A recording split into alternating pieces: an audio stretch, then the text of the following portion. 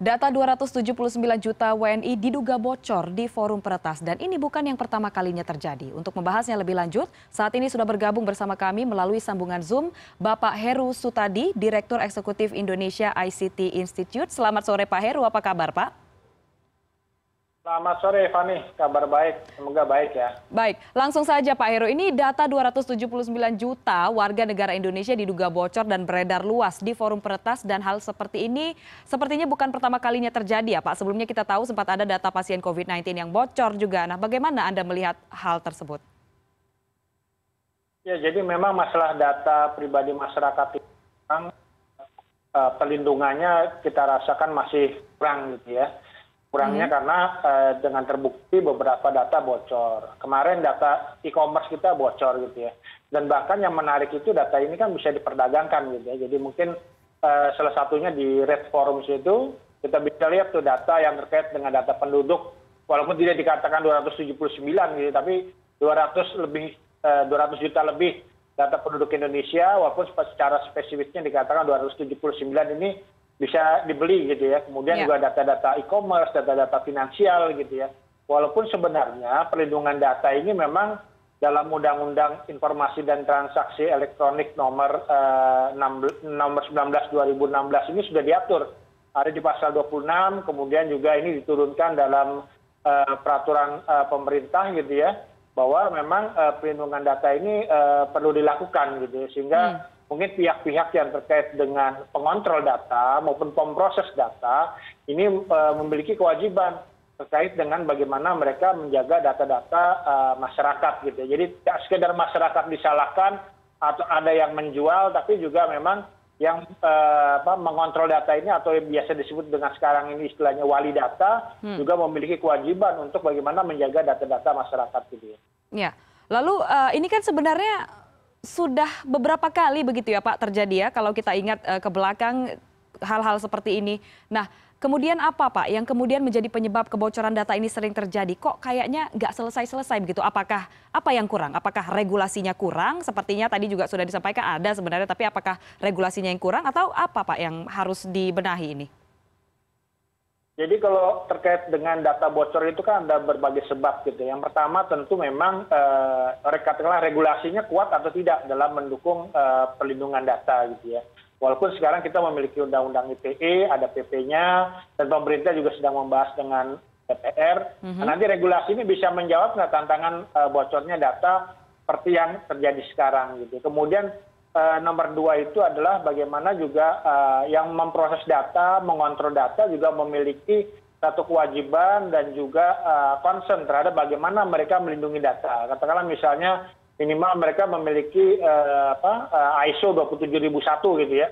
Bagaimana mereka mengikuti aturan untuk bagaimana mengamankan data yang mereka proses, yang mereka kontrol gitu ya.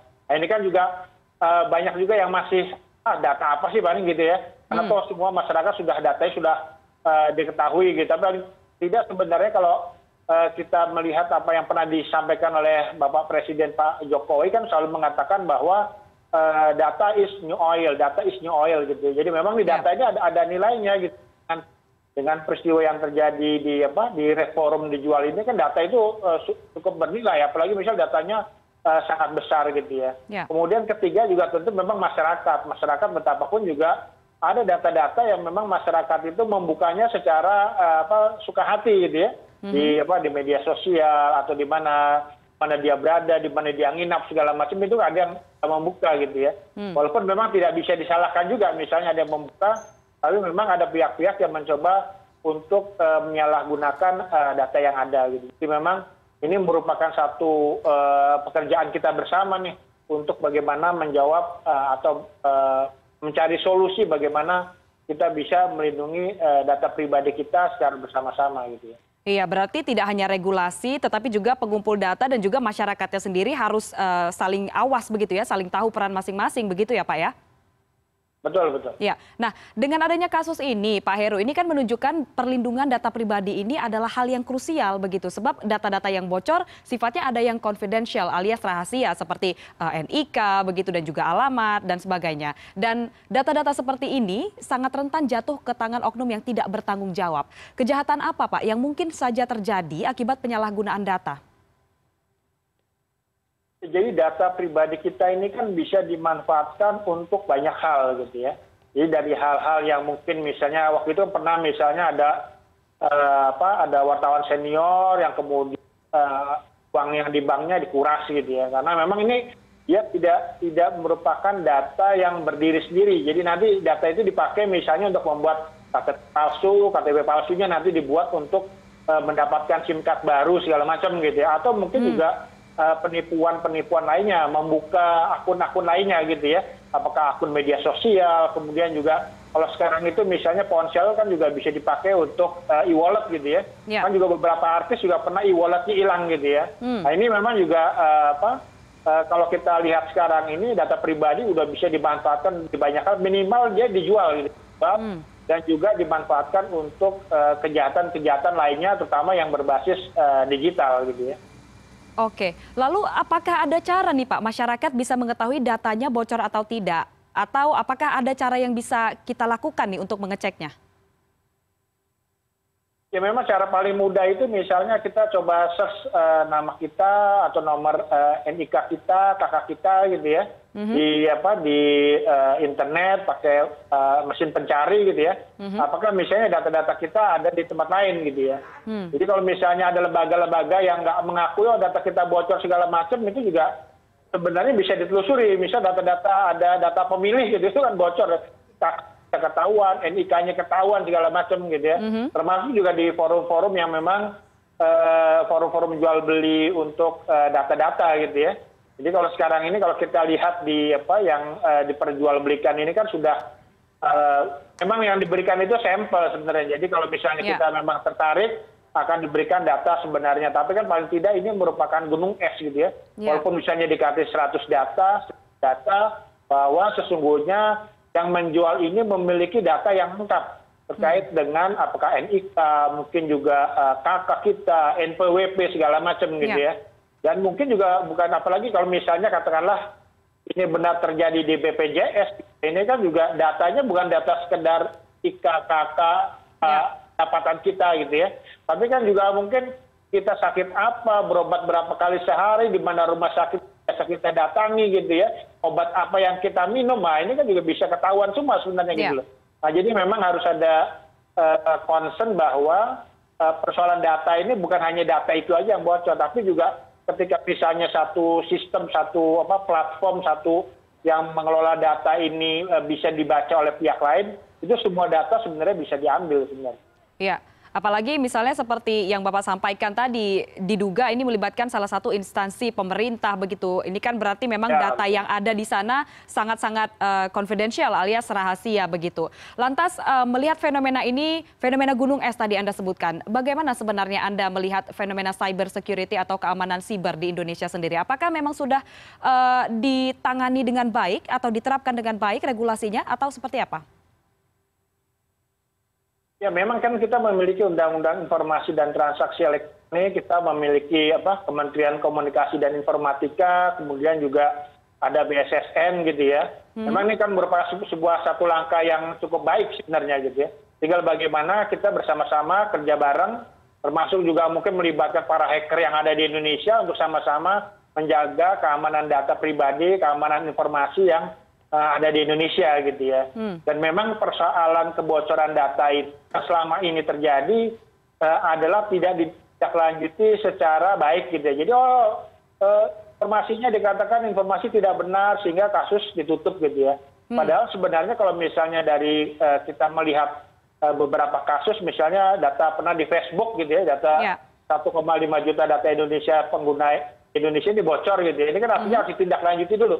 Kalau di Amerika itu dilakukan sekian pemeriksaan, penyelidikan segala macam, sampai itu kemudian dipastikan ada kebocoran, ada pihak-pihak yang harus bertanggung jawab, dan intinya adalah bagaimana kebocoran itu dapat dicegah di kemudian hari gitu ya. Jadi bukan kita mencari siapa yang salah, walaupun juga ada proses yang harus dipertanggungjawabkan gitu. Tapi bagaimana kebocoran ini tidak berulang gitu loh. Jadi memang harus penyelidikan secara mendalam ini perlu dilakukan gitu ya. Jadi kita tunggu juga nih teman-teman di kepolisian, Barreskrim untuk bisa mendalami kasus ini gitu ya, agar publik merasa dilindungi, data kita semua aman karena data-data strategis gitu ya.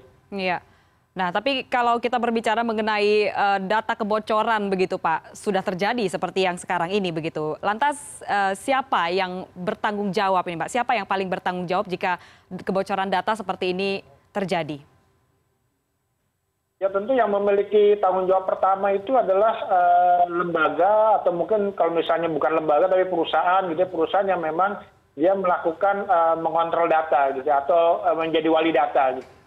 Jadi memang sesuai dengan aturan sebenarnya juga memiliki tanggung jawab nih untuk bagaimana mereka menyampaikan pada publik data Anda bocor nih, mungkin kita harus segera mengganti password atau apa gitu ya. Jadi kalau misalnya memang ini kan agak rumit ya, kalau misalnya data NIK kita, KK kita, NPWP kita segala macam bocor juga mungkin juga perlu langkah strategis juga nih ke depan nih. Kalau saya kepikiran bahwa kita juga perlu satu langkah yang sangat riset mengganti semua data yang ada di Indonesia dengan data-data baru, nomor baru, sehingga memang tapi data ini kemudian dijaga demikian ketat, demikian kuat, sehingga nanti kita memiliki data yang memang data pribadi yang tidak dapat diketahui oleh orang lain dan tidak dapat dijual belikan, kemudian juga jangan sampai disalahgunakan gitu ya. Iya. Baik, terakhir Pak Heru, ini apa yang bisa kita lakukan agar hal seperti ini tidak terulang kembali, Pak? Ya sebenarnya kalau misalnya kasus ini kan lebih ke lembaga yang mengontrol data gitu. Jadi memang ini audit bagaimana mereka menyimpan data, mengelola data ini perlu dilakukan gitu ya. Jadi ya mungkin ada sisi-sisi atau log mungkin keluar bisa masuk gitu ya. Karena memang kalau kita lihat kan misalnya kalau dalam kasus BPJS misal gitu kan ini kita memasukkan NIK itu semua data keluarga kita bisa ketahuan, itu udah sejak lama sebenarnya gitu ya. Tapi mungkin ada orang yang rajin mengumpulkan data-data tersebut ya kemudian disalahgunakan gitu. Sehingga memang ini juga perlu kebocoran-kebocoran perlu ditambal, kemudian di kemudian hari perlu dilakukan satu pengetatan dalam perlindungan data gitu. Tapi bagi masyarakat sendiri karena data bukan hanya dalam kasus ini saja juga perlu berpikir ulang lah kalau misalnya harus men-share data di media sosial, kemudian juga kita harus secara reguler menjaga password kita, jangan kemudian juga mungkin terpengaruh oleh link-link phishing yang meminta data pribadi kita seperti itu. Ya. Baik, semoga kedepannya tidak hanya ditambal begitu ya, tetapi juga ditutup aksesnya bagi pihak-pihak atau oknum-oknum yang suka menjual data begitu ya. Tentu kita berharap agar semuanya tetap aman begitu ya Pak, apalagi data-data sensitif begini. Terima kasih Pak Heru Sutadi, Direktur Eksekutif Indonesia ICT Institute, hari ini sudah bergabung bersama kami di CNN Indonesia Newsroom.